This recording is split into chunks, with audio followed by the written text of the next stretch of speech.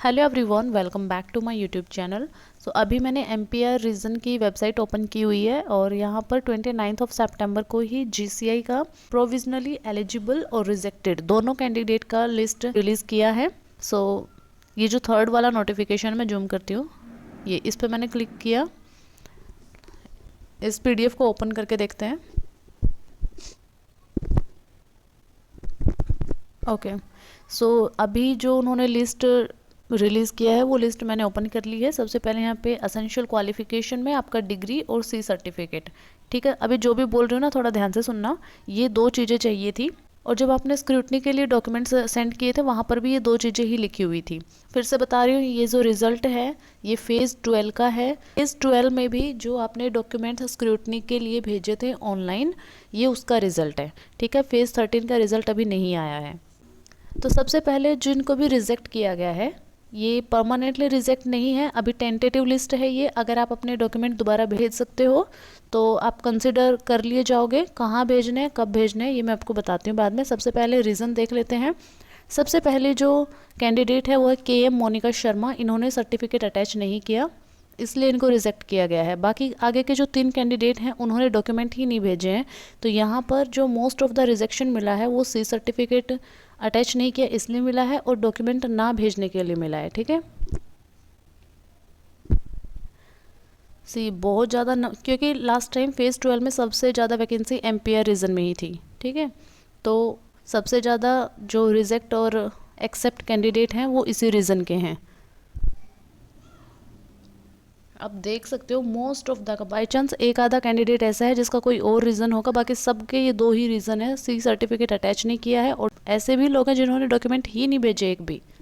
Total जो candidate हैं, total यहाँ पे 327 कैंडिडेट ऐसे हैं जिनको रिजेक्शन मिला है जस्ट बिकॉज कि उन्होंने डॉक्यूमेंट प्रॉपर नहीं भेजे या फिर एक भी डॉक्यूमेंट नहीं भेजा है, ठीक है। उसके बाद में जो एलिजिबल कैंडिडेट है, सबसे पहले टोटल नंबर देखते हैं। 19 पेज का ये पीडीएफ है और टोटल कैंडिडेट जिनको एक्सेप्ट किया गया है प्रोविजनली वो है 609। अभी इनमें भी बहुत से कैंडिडेट ऐसे हैं जिनको एक्सेप्ट तो किया गया है लेकिन फिर भी उनका कुछ मिस्टेक हैं। सबसे मेन जो मिस्टेक है वो क्या है, जैसे जो लास्ट कैंडिडेट है 606 सीरियल नंबर पाटिल कोमल मानिक, इनका जो सर्टिफिकेट है उसके अंदर डेट मेंशन नहीं है, ठीक है, कि आपका जो एनसीसी का सर्टिफिकेट है वो कब का है। क्योंकि उन्होंने एक क्रूशियल डेट दिया था कि इस डेट से पहले का आपका सर्टिफिकेट होना चाहिए।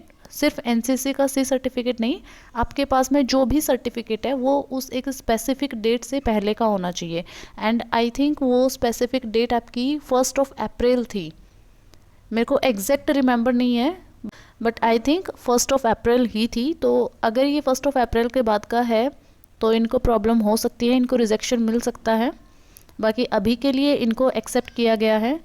ऐसे ही शिफाली तमराकर हैं, उनका भी डेट मेंशन नहीं है, ठीक है। तो ये कुछ कैंडिडेट हैं जिनको प्रोविजनली एक्सेप्ट किया गया है। उन्होंने एक नोट डाला है कि अगर आपको कोई भी प्रॉब्लम है, ठीक है, जिनको भी रिजेक्शन मिला है, अगर उन्हें लगता है कि उन्होंने सारे डॉक्यूमेंट्स करेक्ट अपलोड किए थे, जितने डॉक्यूमेंट उन्होंने मांगे थे वो अपलोड किए थे और उनको उनकी तरफ से कोई गलती नहीं थी लेकिन फिर भी उनको रिजेक्शन मिला है, तो इनको प्रॉब्लम है। तो ये जो यहाँ पर ईमेल आईडी दिया हुआ है, दिस इज़ द ईमेल, ये इस ईमेल पर अपना भेज सकती हैं उनको जो भी उनका प्रॉब्लम है।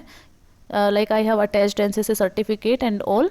सो इस ईमेल पर अपनी प्रॉब्लम शेयर कर सकती हैं। इसके अलावा अगर आप कोई और आप पर्सनली वहाँ पर जाते हो या कोई और मोड ऑफ कम्युनिकेशन यूज़ करते हो तो एंटरटेन नहीं किया जाएगा। Only this email is valid for communication, okay. और यहाँ पर डेट मेंशन है 9 अक्टूबर तक कर सकते हो। 9 अक्टूबर को भी 5 बजे तक कर सकते हो। इसके बाद में अगर आप कोई मेल करते हो तो वो भी नहीं देखा जाएगा। सो इस वीडियो में इतनी ही इन्फॉर्मेशन थी। बाकी मोस्ट ऑफ द रीज़न का ये रिज़ल्ट आ चुका है, जो स्क्रूटनी का ऑनलाइन डॉक्यूमेंट भेजे थे वो।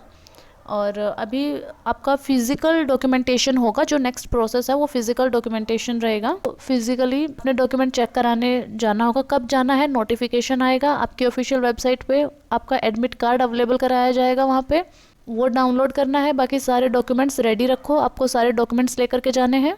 ऐसे ही हर एक रीज़न का अलग अलग बुलाया जाएगा। कोई भी अगर फ्रेश नोटिफिकेशन आता है तो I will make video on that. बाकी वीडियो हेल्पफुल लगा हो तो चैनल को सब्सक्राइब कर लेना फॉर मोर अपडेट्स। जय हिंद।